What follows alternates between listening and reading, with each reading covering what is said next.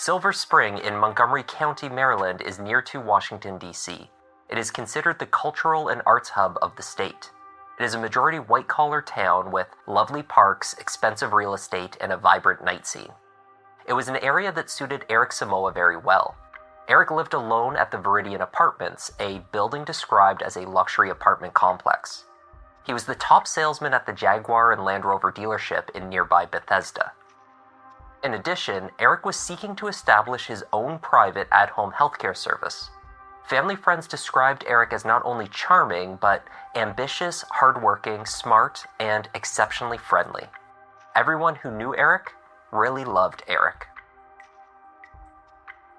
The 5th of June 2012 was a Tuesday. At the Jaguar dealership, Eric's supervisor had come in that morning to find that for the second day in a row, Eric had not turned up for work. Dismissing his absence on Monday as an unscheduled day off, he was now a bit concerned. Eric had not returned any calls or messages, and that was extremely odd. The dealership contacted his brother Michael, who also began trying to reach Eric. Eric was known to be attached to his cell phone. He kept it with him, he checked it regularly, and he liked to stay in contact. That Tuesday morning, knowing that something was not right, Eric's two older sisters, Susie and Cynthia, drove out to Viridian Apartments to check on their brother.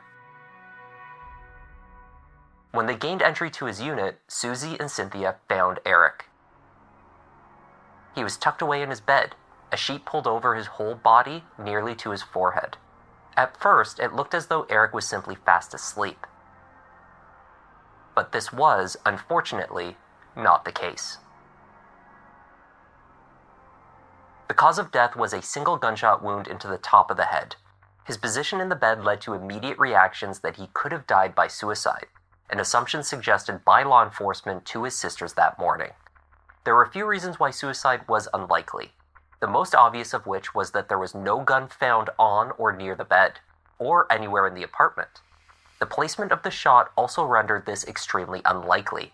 This was clearly a murder. Eric, the frequent cell phone user, had made his last recorded call on his phone that night at 1:38 a.m. He was alive until that late hour. When the police made a thorough search of the apartment, however, no cell phone could be found. A shell casing was left, visible on the bed. Eric had been shot with a .380 handgun, which, just like his cell phone, had been taken from the apartment. The state of the apartment itself essentially eliminated the likelihood that there had been a burglary. Likewise, there were no indications of a struggle of any kind. When the police responded to the apartment, everything was secured. The apartment door had not been kicked in or damaged in any way. There was no sign of violence anywhere aside from the scene in the bedroom. There were valuables out in the open, including money, credit cards, and a laptop. There were also credit cards and some jeans in the closet. All signs pointed to the murderer not being an intruder, but rather someone with access to the apartment. The motive was something other than larceny, but what could it possibly be? It was inconceivable to Eric's siblings that anyone would wish to harm the 34-year-old, their baby brother.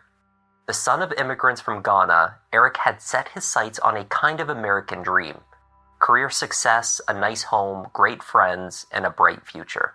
By many accounts, he was living this dream. Eric also had an active social life. His sisters may not have been privy to all the details, but Michael was.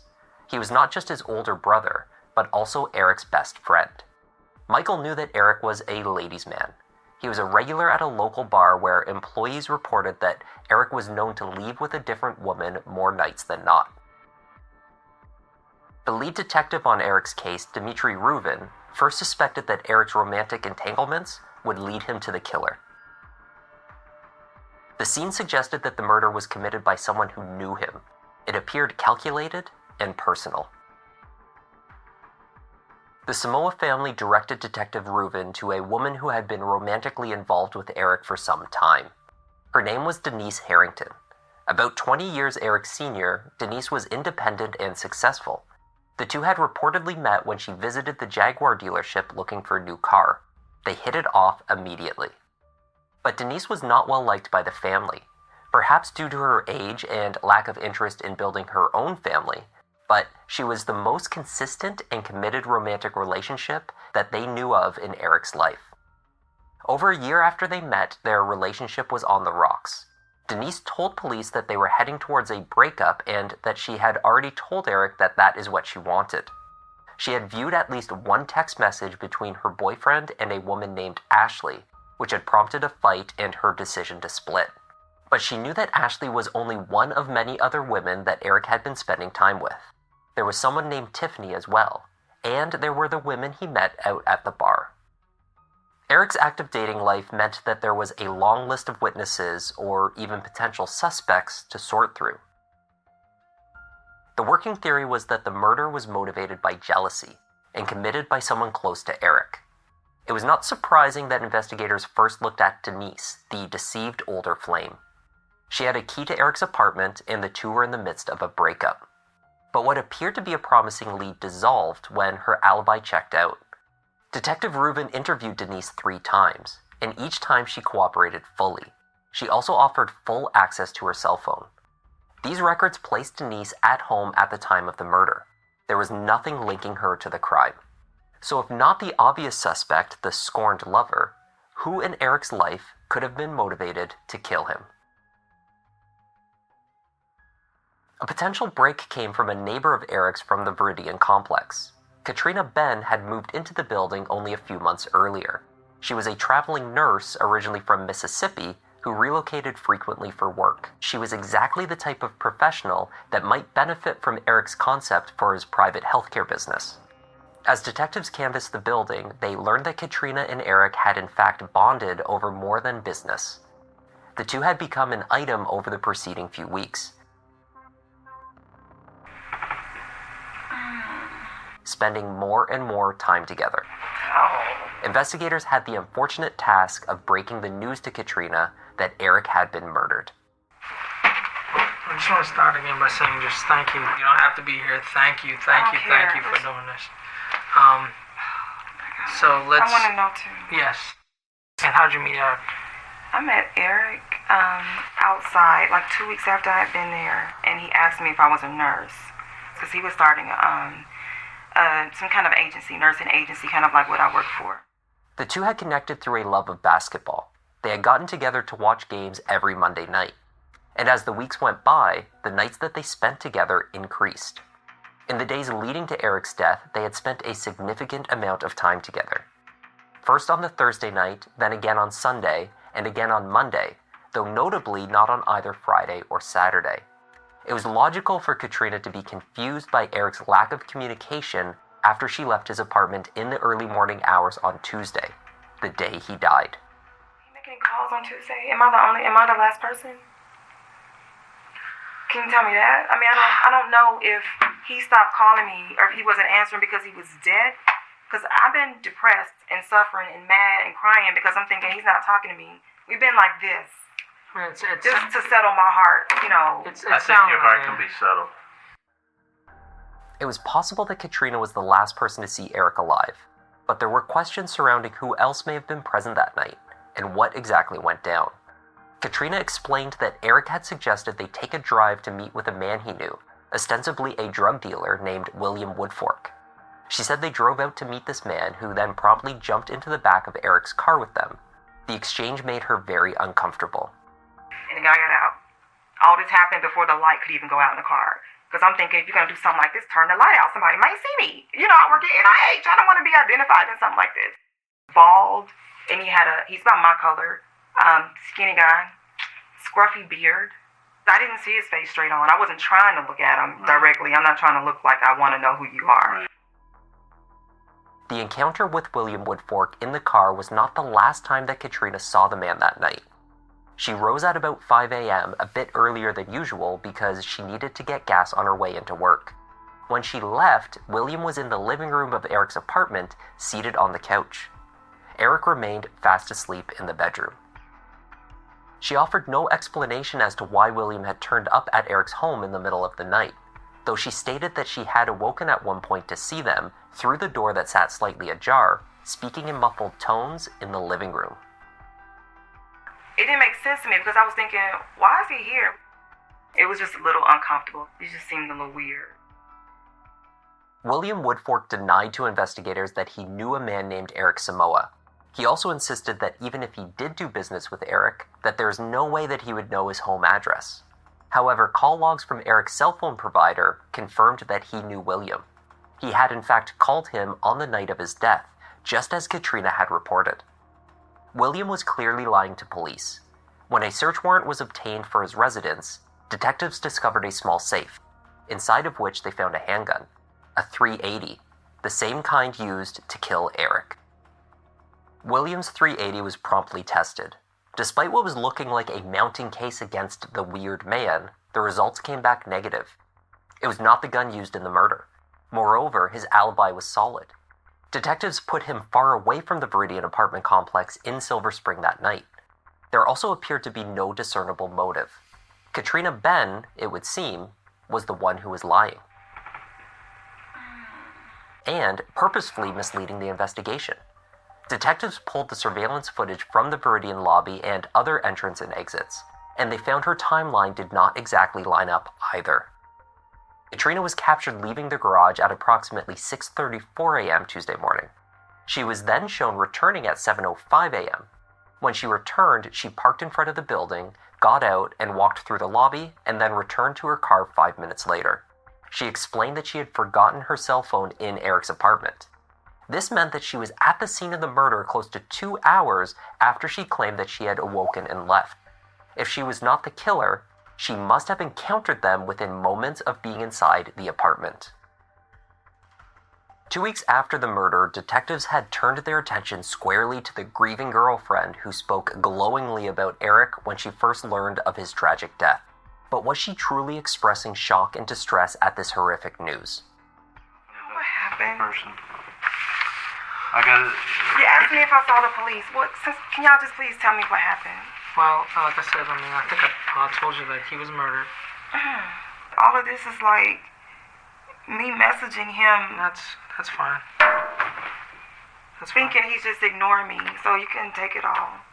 I knew I wasn't gonna see him again. I would have woke him up. We can't really tell you what's going on with the investigation, and the reason is because you're a witness.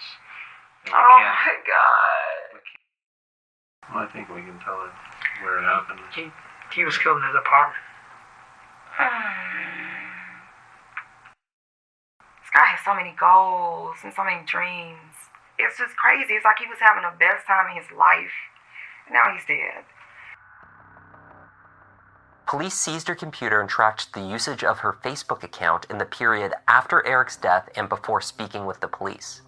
They found that she had visited Eric's Facebook page during this time, through which she would certainly have learned that he was dead. When approached by officers at her building 4 days later, however, and was asked to speak to them about Eric, she responded, "Eric who?" Only then did she add, "Why? What happened?" Katrina had relocated to Baltimore. Her apartment was searched thoroughly and no gun was found. She had never registered a handgun in her name, and she even denied having ever fired one. Detective Reuven was certain that he had narrowed in on the likely killer, but the only evidence he had was circumstantial. They had searched her home and found no weapon or any other physical evidence linking her to the crime, like Eric's missing cell phone. The case went cold. Katrina Ben moved back to her native Mississippi, and the investigation stalled out for nearly a year. During this time, Detective Reuven began to systematically test every .380 handgun in the possession of the Alcohol, Tobacco, and Firearms Agency, the ATF, recovered in Montgomery County since the date of Eric's death. They had tested 57 different handguns by the time they reached one that had been registered to a person in a Mississippi town. The registration was within 10 miles of Katrina Ben's hometown. This one raised red flags to investigators. 2 days after the murder, this gun had been spotted by a shoemaker from Montana who was on vacation, when he found himself essentially parked in gridlocked traffic on the Capitol Beltway, an interstate highway that circles Washington, D.C. The weapon was visible on the roadway. It had likely been run over at least once.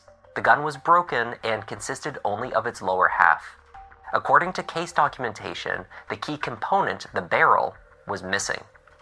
Regardless, it was fitted with the necessary replacement parts and test fired. When it was compared with the bullet that killed Eric, this .380 could not be eliminated or excluded as the source of the bullet. The spot where the gun was found on the side of the Beltway was within 2 to 3 miles of Viridian Apartments.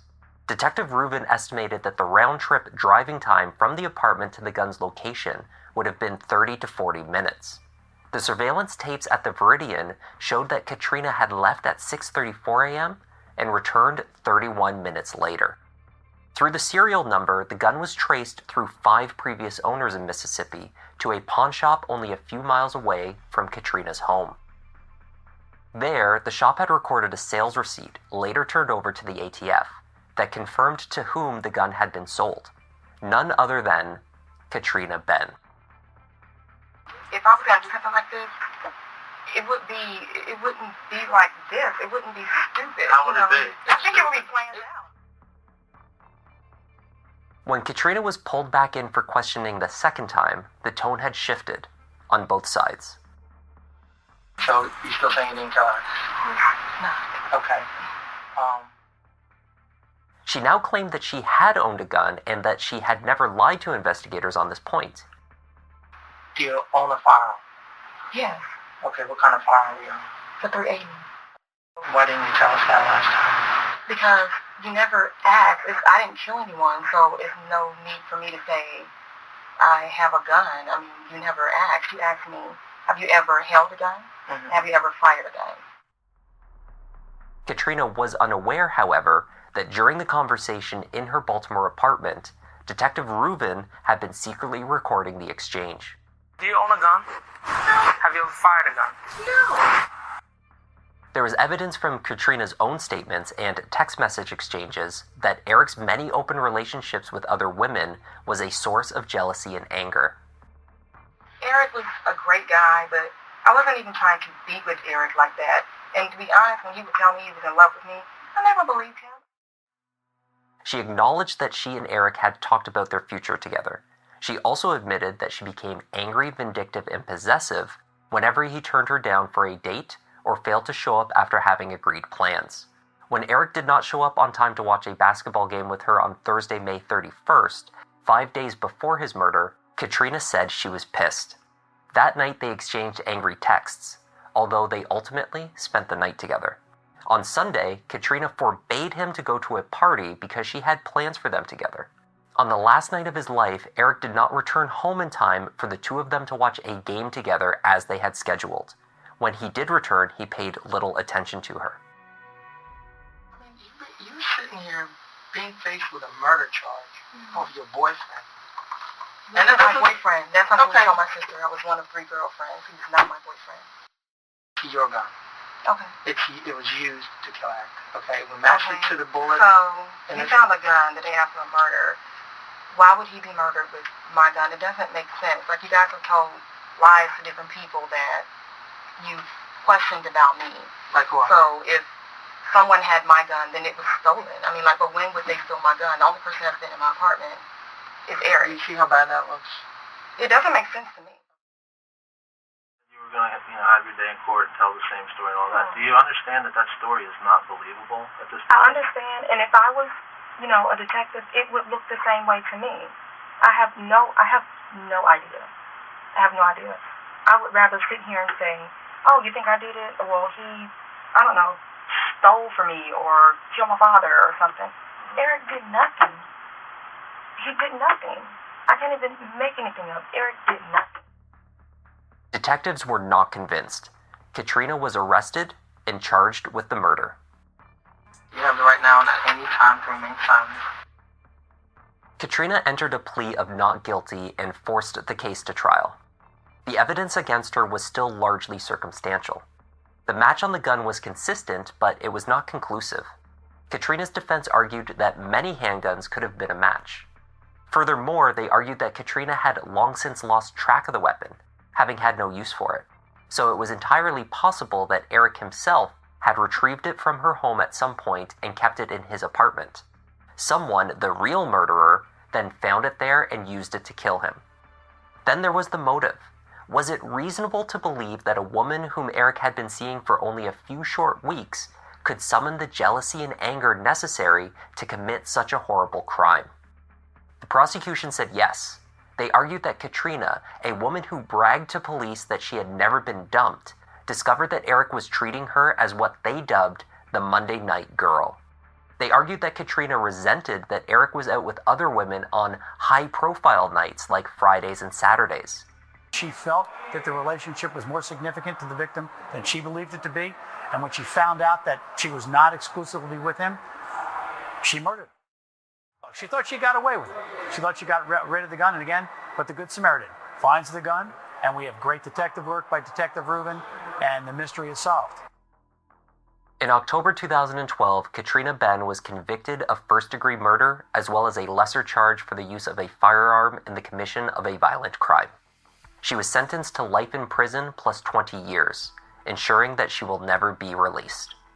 Montgomery County Circuit Court Judge David Boynton said from the bench, "It was so cold, so calculated, so devious, from an intelligent and bright woman. There's nothing that our system could ever do to rehabilitate her. She's that sociopathic and detached from human life." The grudging girlfriend then stood up and told Somuah's family, "I am deeply moved by each of your impact statements, and I'm very sorry for your loss. Can't bring my brother back, but this will be a closure for our family, that she will be spending the rest of her time in prison without parole plus another 20. That was the disturbing case of Eric Somuah and the case against Katrina Ben.